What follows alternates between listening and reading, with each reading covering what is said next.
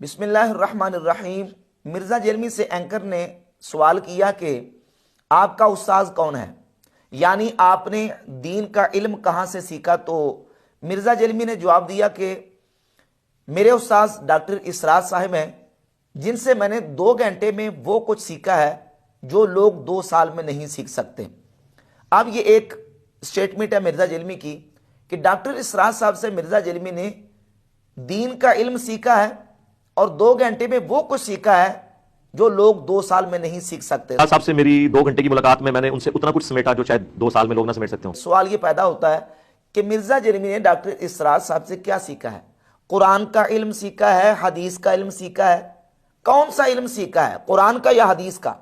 اگر مرزا جیلمی یہ کہے کہ حدیث کا علم سیکھا ہے تو مرزا جیلمی کا دوسرا بیان موجود ہے کہ ڈاکٹر اسرار صاحب وہ حدیث کے علم میں امی تھے۔ ڈاکٹر اسرار صاحب رحمہ اللہ تعالی خود اپنے بارے میں کہتے تھے کہ میں اختلافی موضوعات کے اندر امی ہوں، میں حدیث کے نالج کے اعتبار سے امی ہوں، میں نے اپنی ساری زندگی قرآن کے اوپر لگائی ہے۔